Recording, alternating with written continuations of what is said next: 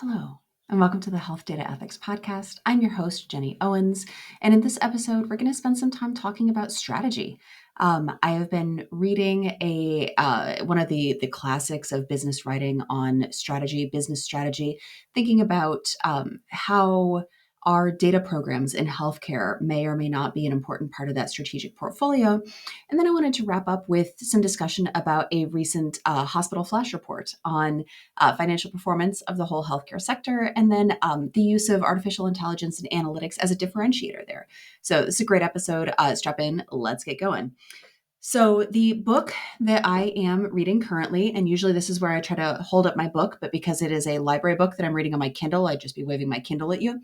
I'm reading The Lords of Strategy, The Secret Intellectual History of the New Corporate World by Walter Ketchel III. And I am finding it difficult, to be honest. Business strategy is not an area of strength for me. It's an area where I am trying to build some expertise. And I am definitely finding this book to be dense. It is reading like both a kind of an evolutionary history of business strategy itself, as well as a history of the strategic firms and their approach to business and the charismatic leaders who are driving these various ways of thinking about business strategy. It is dense, it is full of information. And so I am finding it somewhat slow going. But it's really interesting because one of the ways that one of the tools that Walter Kitchell is using to sort of track the growth and development of business strategy as a field is the tools that are being used to manage strategy consultant customers, right? So if I do a deep dive on your business, am I going to come up with like a little four blocker? Here are some areas where you can grow. Here are some areas where your competitors are doing better. Am I going to come up with a different landscape? So I've been reading as well about these tools and the use of a lot of different kind of tools to stratify different portions of your business into areas that may reward additional investment, areas where you should definitely be spending a lot of focus because they are a differentiator for you among your competitors, or areas where, perhaps this is a loss for you, right? You will not be competitive in this space. You would do better to package it up and sell it off. All this with a massive grain of salt. And one of the things that has made this so slow going is that it is very difficult for me, with my background in academic science and healthcare, to accept that the number one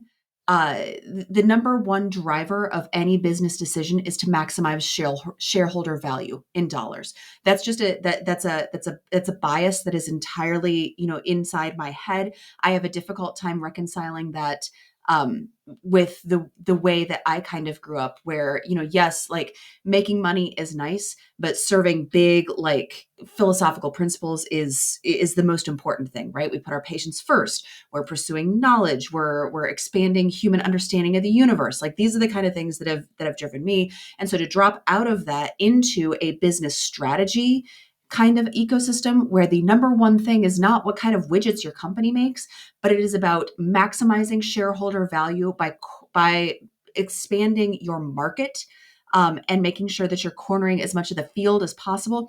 It's interesting. So it's like almost like reading in another language. It's just a very different way of thinking about business. So as I am reading this, and as I am thinking about, the topics that we discussed in our last episode about how do you find somebody to partner with in AI, and I was thinking about the factors that are kind of working against a hospital should you wish to grow your own internal AI and analytics expertise. And I was thinking, if I were like a McKinsey strategist I think I'm up to like the 1970s in this book, would I tell a hospital, presuming that a hospital in the 1970s would have been interested in AI and analytics? But, is this an area where I would tell them to invest? It's likely to be a differentiator. Or is this an area where I would tell them not to waste their money because they can purchase these services and partner with other companies in a more efficient fashion, right? They're saving their energy for doing the things that hospitals do best. I want to put a pin in this. I just want to put a pin in this because I want to come back to this. So I was reading this and I was feeling kind of like a 1970s, management consultant. I was feeling really good about myself. And then I ran across this hospital financial report from Kaufman Hall.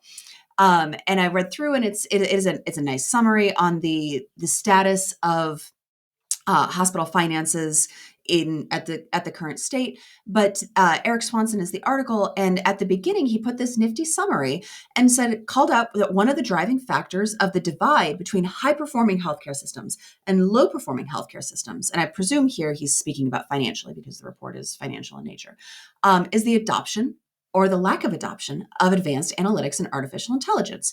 And on one hand, this accords really nicely with the Lords of Strategy, right? If you don't measure something, if you don't know to look at something, then you're not going to be able to maximize it or to use it efficiently. Makes perfect sense.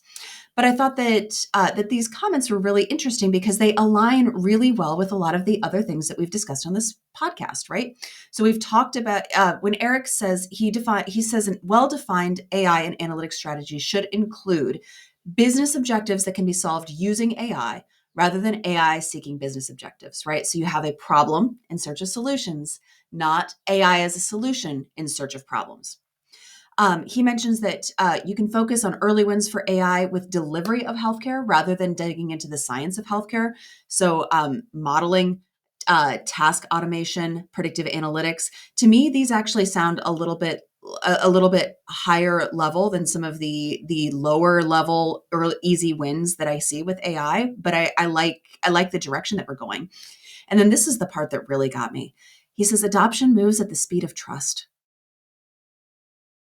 I can't improve on that. That's beautiful.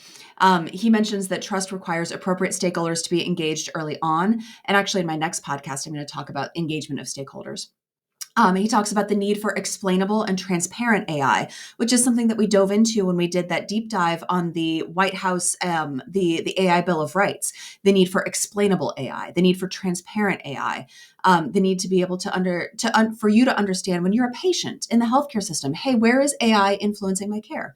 He also talks about controls to ensure appropriate use, which is another thing that we talked about when we talked about the AI Bill of Rights.